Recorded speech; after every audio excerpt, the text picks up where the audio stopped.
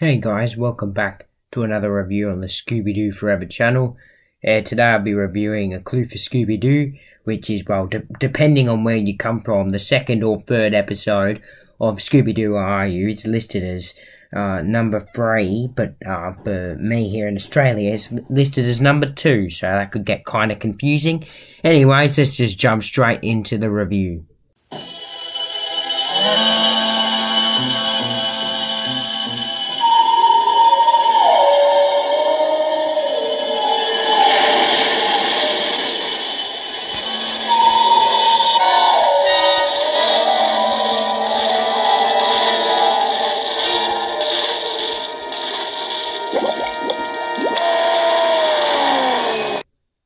So, a nice opening scene we saw with the ghost of Captain Cutler submerging himself into the sea with them glowing footprints.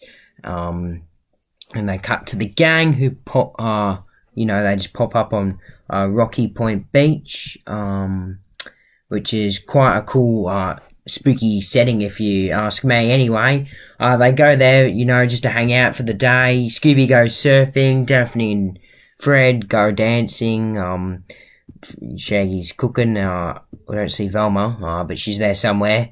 Anyway, Scooby runs into Captain Cutler, and the surf accidentally pulls him up, and goes and tells Shaggy, gets really, really scared, and then points at the ghost, and then Shaggy, he runs for it. He runs behind a couple rocks with an umbrella on top of him, and when they next look back at the sea, they see that the ghost is gone. The next morning at the malt shop, Fred reads out the little newspaper saying another boat has mysteriously vanished in the graveyard of ships. And it is believed that the ghost of Captain Cutler is making them vanish. So they think that might be what they saw last night at the beach. Then they decide to go out to Mr. Sharp, or I forgot his name, Ebenezer Sharp, I believe now. Anyway, he was the one who reported all the information in the newspaper. Anyway, they go over to him, and he tells them that Captain Cutler died in the graveyard of ships. His ship collided with another boat, one of the fancy ones from the marina, and as Captain Cutler sunk down and drowned, he yelled out that he would seek his revenge on the marina's ship. Anyways, Scooby goes off looking somewhere, falls into a pit, and then comes across another diving suit that looks similar to Captain Cutler's. The gang realise that Scooby's in trouble, and Ebenezer Sharp explains that that's his old diving suit. And once they leave, they explain to each other that Ebenezer Sharp's quite suspicious, so they decide to split up. Daphne and Fred are going to keep an eye on them, while Velma, Shaggy and Scooby go check out the suspicious lighthouse, with a little house, a little shack up top. It's where Captain Cutler used to live before he died.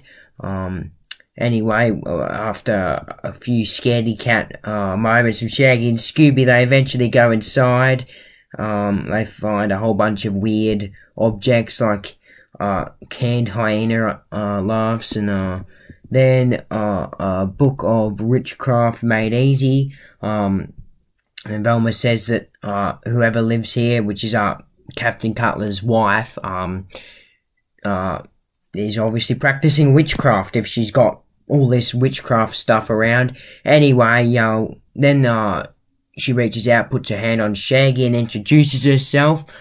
She's Mrs. Cutler, and before Captain Cutler died, that's where they lived together. And then Scooby goes and sees that she's cooking something. He thinks it's soup and has some and thinks it's good, but it's actually just her laundry. Anyway, they eventually get out. It was very frightening, apparently, for Scooby and Shaggy. And then out of nowhere, they spot this glowing thing crawl into one of the ventilation pipes on the beach. And, you know, Shaggy and Scooby think it's the ghost. Scooby's too scared to go in, makes a whole bunch of excuses, saying he's too fat. And he accepts the Scooby snack and goes inside the pipe. And he pulls out this glowing green seaweed. There's a little mouse that was making it, you know, walk around the beach. And then they meet up with the rest of the gang. And Velma says that it only belongs in the graveyard of ships. It's a special type of glowing seaweed. Daphne and Fred said that Ebenezer Sharp went for the marina a few hours ago, so they didn't really do much. They're just waiting around for the rest, for Shaggy, Scooby, and Velma to come back from the lighthouse. Anyway, they go out on a ship to the graveyard of ships, where there's basically a whole bunch of ships that are been crushed, and then they spot a boat from the marina, and it's running on ghost power. Well, that's what Velma says anyway. They follow it, but it disappears in this little cove by the side of the cliff. The gang then eventually leave, and they decide to go diving, like under the area in this graveyard of ships. Scooby gets a bit scared, so Shaggy has to help him get down. While this is happening, they split up. Velma, Daphne, and Fred go one way, and they spot an old diving suit in a ship. They believe it could be Captain Cutler, you know, his real body, but it's actually just a fake diver. Well, not a fake diver, a real diver, but died a long time ago because the diving suit is very, very old, and they get locked inside the room by the ghost, who then runs off towards Shaggy and Scooby's area that they went to. Then Scooby quickly blows himself up like a big beach ball, and Shaggy pops a little hole in his suit and smashes into the ghost, trips him up, allows him to escape. He falls into a whole bunch of crates with a whole bunch of scuba tanks in it. Shaggy can't find him, then eventually does find him and gets squashed. Scooby says that he found a clue, and then they hear the ghost and they run off. They find a cannon, but you know, what use is a cannon going to do when you're underwater? You can't fire a cannon underwater. Shaggy finally realises that after a few attempts to light it. I don't know how he's getting sparks on the match anyways. Yeah, they eventually run back to where, swim back to where Velma, Fred, and Daphne were, and broke down the door. And they told, Scooby tells them that they found a clue, and the rest of the gang couldn't find any clues. They were too busy locked up in that little room. Then Scooby shows them the room full of scuba tanks, and they think they've found a pretty big clue. Then they find a whole bunch of glowing footprints, so therefore the ghost hasn't been there too long ago because they're fresh. They follow them to the edge of the cliff, which is in that cove area where the marina ship disappeared not too long ago.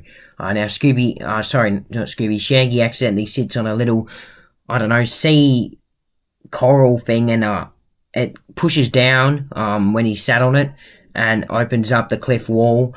And when they go in, they find a whole bunch of ships, or they're all the boats from the marina. They're all being repainted.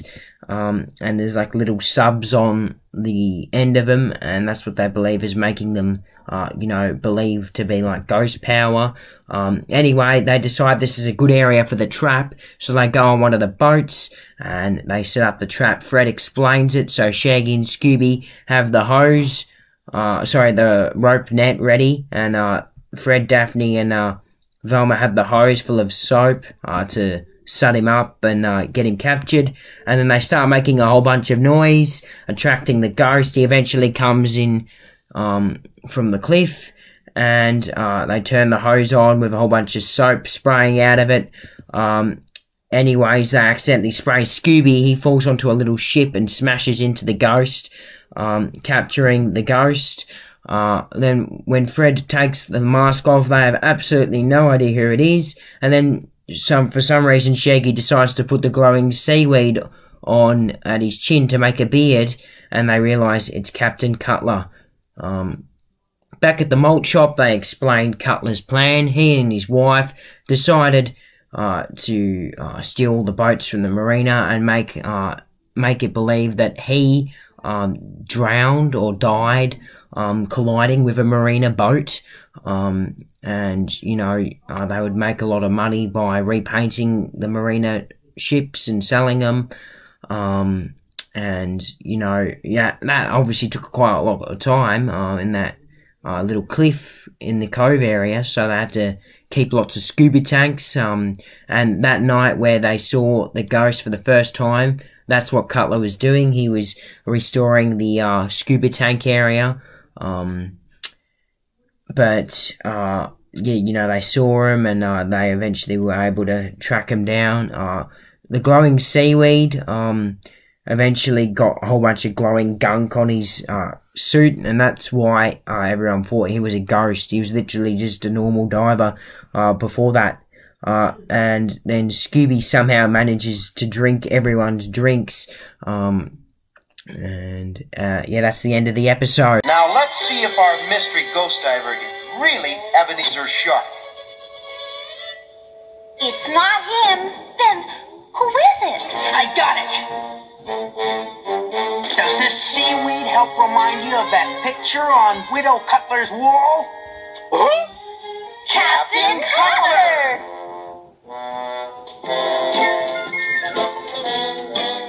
Hey, listen to this, gang. Teenage sleuths solve boat hijacking mystery. Captain Cutler and his wife taken into custody by sheriff. That was some plan they had. First spreading the phony story about Cutler, and then stealing the yachts from the marina. That night on the beach, Cutler was storing extra scuba tanks in the graveyard of ships. Yeah, but like his diving suit got covered with that kooky glowing seaweed. And that's where the glowing ghost story came from. Well, that closes the mystery.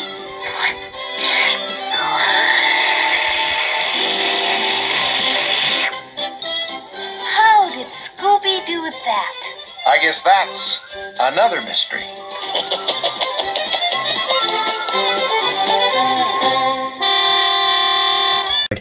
Very, very good episode. One of the most original Scooby-Doo episodes, in my opinion. It is probably the most classic episode from Scooby-Doo Are You.